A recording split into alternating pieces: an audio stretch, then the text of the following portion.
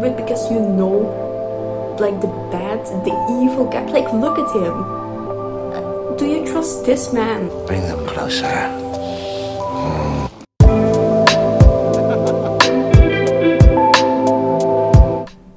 Hi guys. A lot has happened. I haven't filmed a video or read a book in forever. I don't know how to do this, so thank you for sticking around if you're still here. But I actually do have something to talk about today. Last week I saw Dune. Part 1. Whatever that means.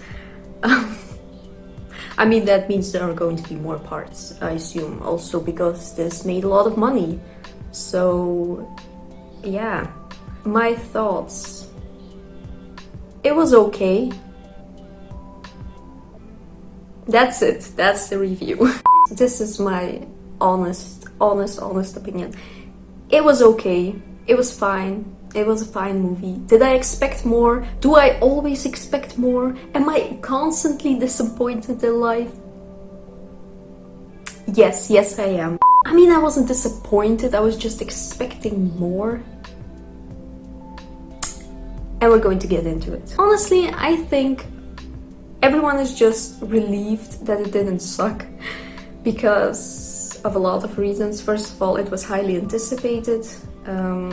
It's a book adaptation, so already you have like this big fandom that's already a fan of the book that's going to be more critical. So, I mean, it means that a lot more people are going to see it probably because you already have a built-in audience. But at the same time, I feel like for a part you kind of have to stay faithful to the book. I haven't read the book, so I don't know how accurate this is, but I feel like that staying faithful to the book might have actually hurt this movie, or maybe it didn't. Like, I don't know, because I haven't read the book, like I said. But we'll get into why I think these things. And then also this movie was pushed back a lot. So because of the entire pandemic situation, because of the entire situation going on in the world, this movie was supposed to come out like, what, 2 years ago?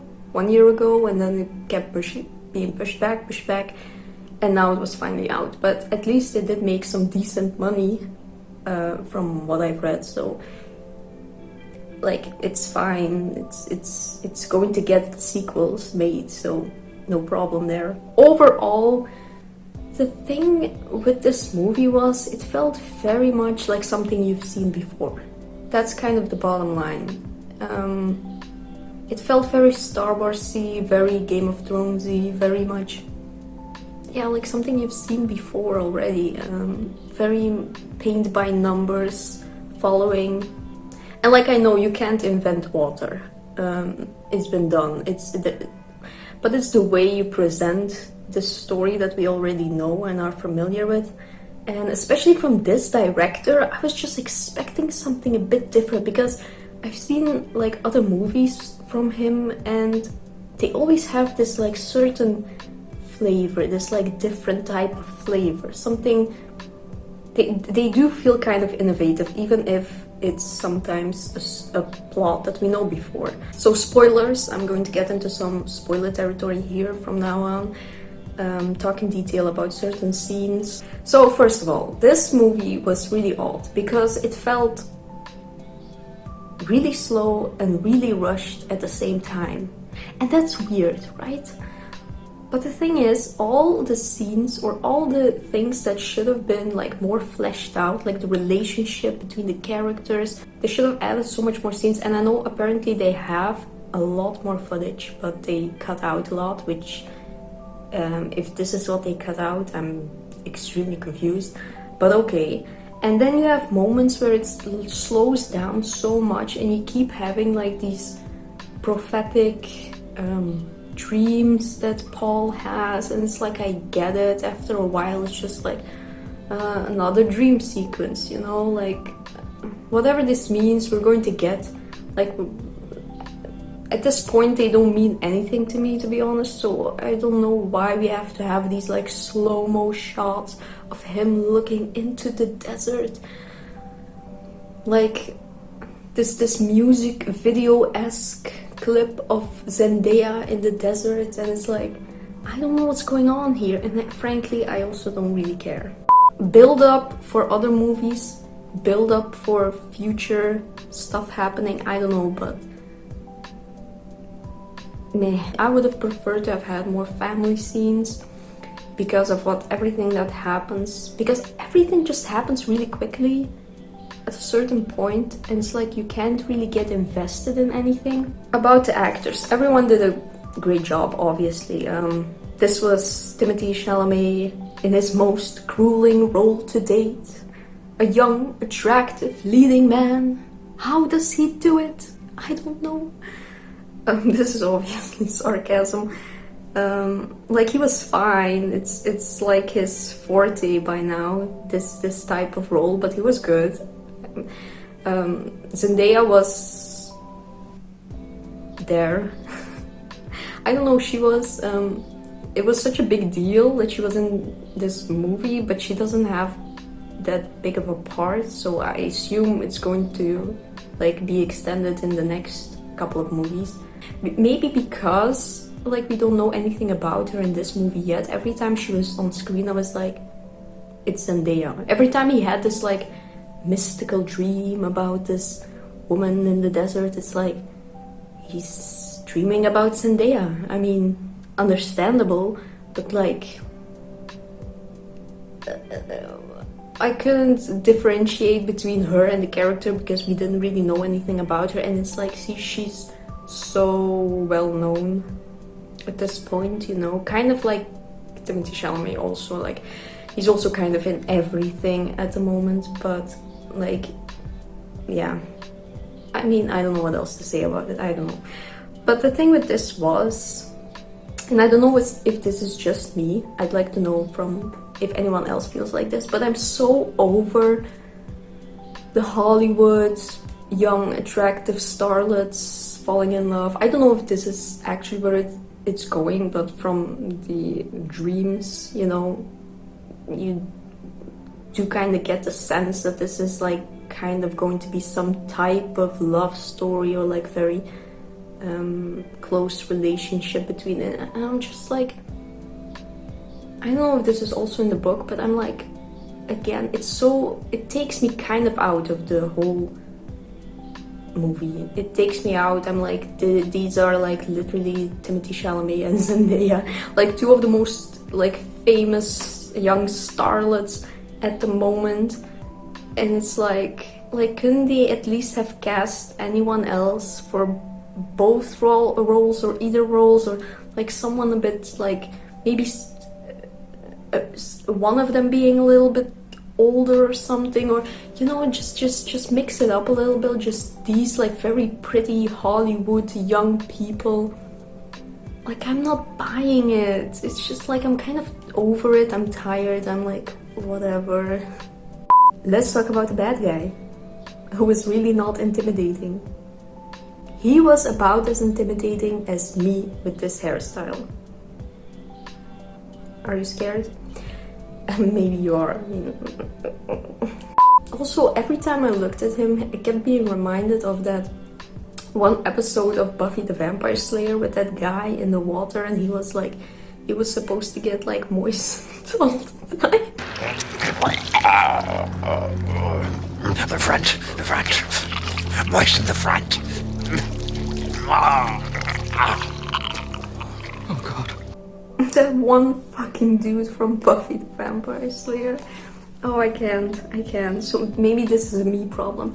But also, there were some choices that were made that I was like, if they would have tweaked this a little bit, this would have made like such a creepier or weirder scene. Because that's what I kept waiting for with this movie. I was like, when is it going to get like weirder? When is it going to get like more Denis Villeneuve?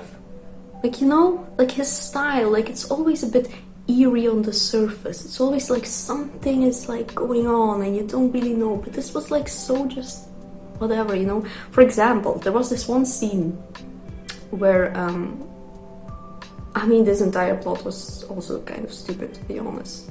Again, I don't know if this is in the book, but At one point, the king gets kidnapped. Oscar Isaac gets kidnapped, and for some reason he's like naked with a conveniently placed table hiding all the parts, which also again took me out of the movie. Like, I'm not saying you should show everything, but I was like, what's the point of this? Why is he like naked if you're going to conveniently place a table? You know, it's like movie stuff. It's movie stuff.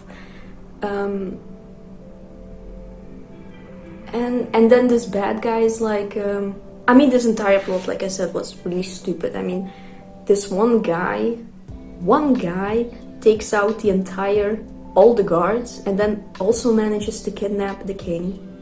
Okay, that's like a skill. And because he wants to save his wife, but so stupid because you know, like the evil guy. Like, look at him. Do you trust this man? Bring them closer. To give you your wife back and be like, yeah, have fun here, have some money for another honeymoon. I'm so sorry for the inconvenience. Like this dude should have been from the beginning like, yeah, it's fucked. My wife is dead, and like, no way is this going to end well for any of us. So it's just like, I don't know, it's kind of a tiring plot. I wasn't buying any of it. I was like, yeah, why are you doing this? Also, when the king died, it was very well acted by Oscar Isaac, but like, I didn't feel a lot because we literally barely know him. Am I supposed to care? Because I don't. So what was I going with this? Oh yeah, the weird looking Buffy the Vampire Slayer guy is like, he does this weird thing when he like gets up into the air and he's like really tall, and I guess it's supposed to be scary. I don't know what he's doing. Maybe he was just stretching. At one point I was like, maybe he has like sitting problems, because same dude, but like, what was that? But I was thinking, go with me on this one, because we already have a scene way before that when he does that, and he like does his little stretch exercise, and it's like supposed to be really weird and creepy, and it's not really. But then when the king gets kidnapped and he's about to die and stuff, he does it again in the background, and I was like, if we didn't have that scene before when he does that, and we'd already seen it, and we saw it now for the first time with like him doing it kind of in the background, that would have been kind of creepy, because it's like, what is he doing? Why is he stretching out? What's underneath all that? Like, that would have been a creepy scene, but because we'd already seen it before, we were like, well, whatever. He's doing his exercise routine. Like little things like that, I was kind of like, why make that choice? But anyway, yeah, if we're going to be talking about like little choices that I was like, could have made the movie a bit more interesting in my opinion. For example, for me, maybe because I'm a language student, it was very evident that they spoke in very present day language, like present day, and this is supposed to take place in somewhere in the future on some planet. Is it Earth? Is it somewhere in space? I don't know, but like it's like some futuristic world, let's just call it that, and they spoke very present day English. Their speech pattern was so today that it was like a missed opportunity, because they could have spoken in a bit of a different pattern. I don't know, if you know what I mean, it would have added to the whole mystery of it and the futurism. I don't know, again, maybe that's just me nitpicking. At one point, Oscar Isaac's character is like talking about what is this hellhole, or he says the phrase something hellhole, and I was like, what does that mean? Do they still believe in some type of heaven, hell? Or is he just saying it because it's a phrase? For me, the best scene was the one with the ritual or whatever with Paul, that name also, Paul, and the witch lady with the pain ritual. Like, that was hands down the best scene because it was so filled with tension, with his mother on the other side of the room knowing what's going on, breaking down. I didn't know what was going to happen. I was like, is he going to like freak out? Is he going to give up? Like, that was such a tension-filled scene. And also, like, I wanted more stuff like that. If you're going to slow down, make it full of tension, make it matter. So, hands down.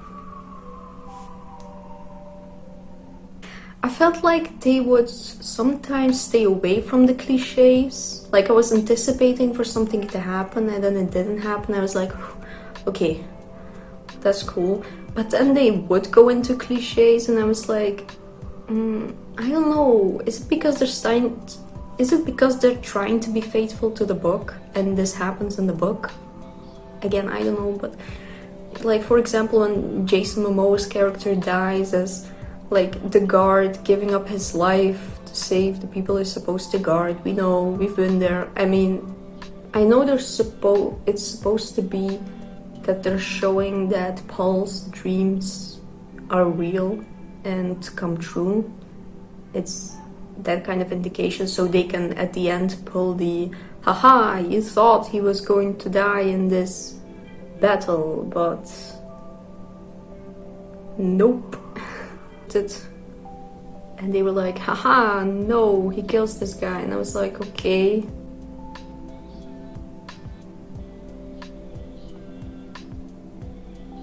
But like, why? What is this supposed to tell me now? Like, what are his dreams? Like, you can still change course of action, I guess. But I don't know. I feel like this isn't something new. Again, I feel like it isn't something new, to be honest. I feel like we've seen this before, you know, you can change your destiny even if destiny is foretold. I don't know. I mean, by the end of it, I was kind of over the whole thing, to be honest. Literally, once the movie was over and the credits started rolling, I turned to my friend and I said, was that it? I was like, where's the rest of it? I mean, again, it's a setup for the next couple of movies. But I don't know, I tend to enjoy a good setup. Like, Fellowship of the Ring is my favorite out of the Lord of the Rings trilogy. So I like a good slow build-up, setup. I don't know, with this one I was kind of missing like a spark. I was missing that Villeneuve touch. And I don't know, maybe he was again restricted because it's a book adaptation and stuff. Maybe now that it has made a lot of money, he'll get more free range to do whatever he wants in the next movies. I hope so. Like, again, it wasn't a bad movie or anything. It was pretty good. It was entertaining. Maybe I'll like it more after a second viewing. But for now, I had these really high expectations and I feel like it could have just popped a little bit more. It could have been a little more... It could have had a little more punch to it.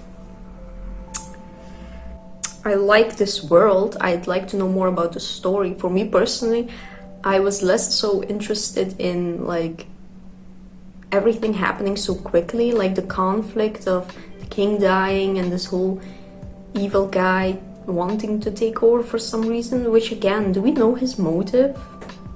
I don't feel like I do.